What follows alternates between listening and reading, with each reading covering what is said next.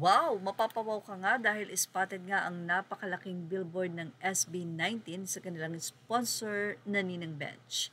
Ito po ay matatagpuan sa Guadalupe. Ang nasabing post ay binahagi ni Marisol Lacerna, PTPA po admin. Welcome back sa Bench Guadalupe Billboard SB19.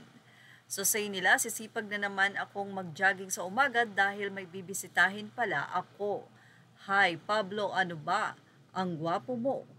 Sa wakas, makikita ko ulit sila araw-araw.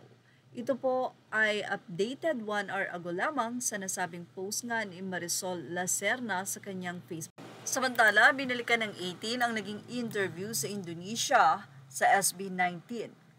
William, what's the next for you boys? What's the next dream? Ken, we're actually performing soon in Coachella in Grammy. William, are you serious? Is this happening? Pablo, that's the goal. Ken, it will happen. William, it will happen if you say it's going to happen. Justin, I will own this house. No, no, no.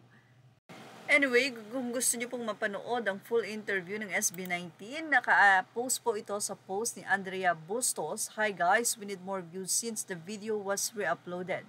The YT channel has many followers, plus he also interviewed Jackson Wang, so clearly he is known personality. Let's watch it from start to finish. Go to YouTube and watch it please. SB19 main Ke Ruma Boy collab sama Musi si Indonesia.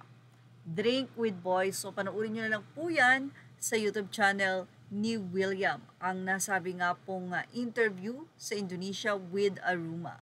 Grabe, may pahinga pa ba ang SB19? Fast Zone, Araneta Coliseum, 10/26/2025, 7 p.m. Metrobank Online pre-sale starts on September 15 Monday. GCash on-site pre-sale starts on September 16 to 17 Tuesday and Wednesday. General ticket sale starts on September 18 Thursday. For full seat map details, check the poster below. Ito po ay magaganap sa Araneta Coliseum. So yan po ay October 26.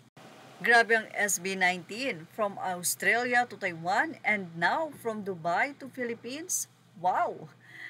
Yan ang ating showbiz stuff update. Ilagay na ang inyong opinion sa ating comment section dahil yan po ay mahalaga sa amin. Images are all credit to the rightful owners. Thank you for watching Showbiz Now. Please like, share, and subscribe.